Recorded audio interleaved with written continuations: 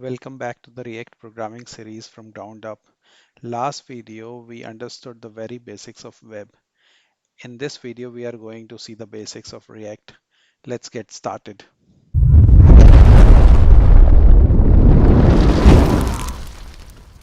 So React is developed and maintained by Facebook, and React is a free and open source front-end JavaScript library for building user interfaces based on components. Uh, React, as you know, allows developers to build complex web applications. These key features which are mentioned here, I'll elaborate them as they come. For now, it is important to know that React is based on components and it allows us to make complex web applications. So when we have React, like I said, is a library. So React library, if you have to see what exactly is the code inside the library, you can go here. React.js is the React library. Uh, it's open source JavaScript library developed and maintained by Facebook. The other thing which we have to include in our applications is React DOM. React DOM is a library that complements React and it focuses on interacting with the actual DOM. DOM is a document object model. So this DOM allows us to have the different elements of a JavaScript being manipulated, accessed and manipulated. So DOM allows that, object model allows that, and how it allows that we will see. So we would not be using the complete React application. We will be seeing how where we can have a simplified React application with only these libraries included. Thereby, we would be able to understand the basics from ground up. So in a project to have a React, these two libraries are mandated. You shall also be able to use the minified version of these libraries. When we say minified means you won't be able to understand it because it's optimized for performance. Thereby, it reduces the file size and it's obfuscated also, meaning that it is very difficult to read the minified JavaScript file. They are unreadable. So let's start with seeing these two JavaScript files. So this is the React development.js. If you want to see, you can see the details of React development. And this is the DOM file. So you can see these are JavaScript libraries which are helpful in making our React application. So in a basic React application, you shall be having two elements. The first thing is creating the element, which has to be represented on the HTML. And the second thing is rendering of that element. So basically you create something and then render it on the screen. Those are the two things on a basic application which you shall be seeing. The details of the same. So in the React.js library, we have a create element, and create element takes these three parameters: the type of the element. For example, if in case we have to put it in a H1, if there are any properties, we can give those properties. And children, this children is optional. Children also you can place. You can do the same thing in JSX. JSX is about to come further, so I'll not delve into JSX. And then once you have created this element, the second thing you have to do is render. So the element and where exactly you want to render it. So where is given by this document that dot get element by ID. So this is the DOM element which you access, and this is where you have to place the element which you created here. We are going to see this in an example as well. So the code base, like I mentioned earlier, is placed here in this GitHub. I'll share the location. So I'll copy this code and I'll keep it inside one file and then we'll discuss it from there. Or let's discuss it here and then we can go to the file. So I have included the React libraries, the JavaScript for React and React DOM. Then what I did here is I create an element with the react.create element from this library, react.create element, and then I render that element. So this is the very, very basic JavaScript which you can write. You create an element and then render it. So if we have to view this, okay, this code is so in the Visual Studio Code, this is the code which I have opened now. So the same code basically, and then you can click here to see the rendering. So it says hello React. That's what it renders. Now coming to JavaScript syntax extension, also called JSX. It's a syntax extension for JavaScript that allows you to write HTML-like code in JavaScript. So you would be able to write HTML-like code in JavaScript and thereby make your code writing experience very easy. Okay, that's where this is helpful to make the life of a developer much easier. So JSX looks like HTML, but this is not HTML. So what happens? You have a JSX. JSX is transpiled into JavaScript so that the browser can understand what is being coded. So like we discussed in the chapter 1, the browser typically understands JavaScript, CSS, HTML files. So JavaScript, not JSX is required, and that's where you need a transpiler. And this transpiler is called Babel transpiler. Okay, and the source of this Babel transpiler is in this specific location. So what is a transpiler? Transpiler is a source to source compiler.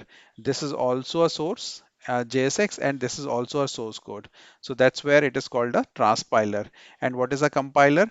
Compiler converts from high level source code to a machine code. Okay, so it is not converting to a machine code, but it is converting source to source code. That's where it is called a transpiler. So when you transpile, just for an example, let's say you have this JSX file. Okay, this is a JavaScript which you are using, and this JavaScript is transpiled. When it is converted into JavaScript, it would be like this. And you can note that, or you can revise your memory that it is the same thing which we are doing for creation of element, which we just discussed some time back. So react dot create element on the h1 with properties null with a child element hello JSX. Okay, that's what has been transpiled from JSX to JavaScript. And you can see this is so easy to write. Now see, in this file, we have used directly the react dom.render. There is no element which we are creating. Why? Because we are using JSX. So this JSX is like HTML like syntax, which you can use inside the script tags, and you have done that here. Now directly you are rendering. So if I execute this, let me copy this. I paste here, and I am able to use the JSX. Using JSX, I am able to render. So the moment you make the change, you will be able to see it on the right side as well. Okay, that's the second example. Now let's see components. So React is a component-based architecture. So all the UI elements are based on components. What is a component? It's a self-contained unit, and it encapsulates the UI and its logic. Okay, so components allow you to break down your user interface into smaller reusable parts, making your code base more organized, maintainable, and modular. So for example, Facebook, let's say Facebook. As an example, this could be one component. This could be another component. This part, the top header, this can be another component. The stories could be another component. And the depiction of post could be another component. Context could be another component. The advertisements could be another component. The notifications could be another component. The setting could be another component. So many components are there, and if in case we have to reuse these, we have to write it once and we can reuse it again and again within our web application. That's the benefit of using the components. So you could have appreciated that the UI is made up of multiple components which can be reused. Reusability of components is a fundamental concept in React, and it refers to the ability to create UI components that can be used multiple times throughout an application without duplicating code. Okay, so this is very important that we are not duplicating code. It helps in reducing the code duplication, consistent UI, because it will be the exact component. So the UI would be consistent. Efficiency definitely will increase the efficiency. Isolation of logic is placed at one place, and testing is also much more easier if you have component in your application. Now components can be written as a component class. This class is derived from the React.component class. So this is the earlier way of writing components. It is now replaced in favor of functions, and functions are written the same way like other JavaScript functions, and they return JSX. And we saw JSX earlier. Now we were discussing components. So in this example, we have a component here. So what I did here is from the React.component, I have extended, meaning inherited. I have inherited from that and I have created a hello world component and printed from, and again I'm rendering something, and that's what is happening here. So then I say this one is the JSX part, again coming from the previous, and this is the one where we are rendering this specific component. Okay, and where are we rendering it? We are rendering in div1. So div1 is this id div1, and here is where we are rendering. So let's see quickly. So this is from the JSX like we discussed earlier, and this is what is being used from the component. Now I can use the same component multiple times. So for example, I can say this, I can say this, I can say this. Now we are not able to see what is happening here because everything is being rendered again and again to the div 1.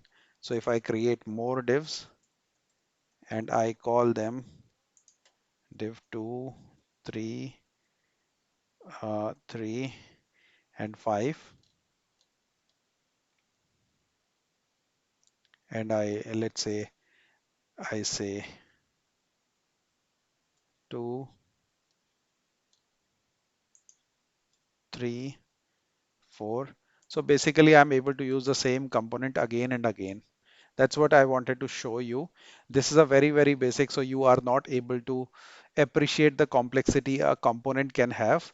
But for now, bear with me, the component can be very complex, and we are able to reuse the component multiple times. The properties I would touch very briefly. So you can share some properties with the component. That's what is being represented here. So the property is button type, text display, and then you would be able to use the button type and text display here.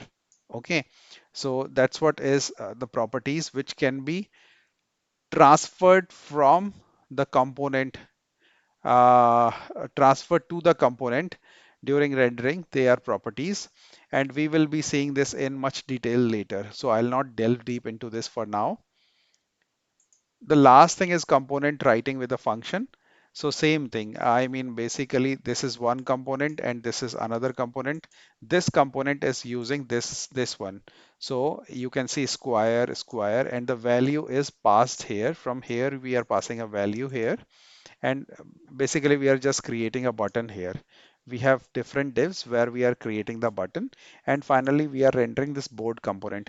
When we render the board component inside the board, we are reusing the square component many times. That's where the reusability part, and finally this is being rendered. So let's see this also. So you can see all this 0 1 2 3 whatever has been written, that has been rendered here.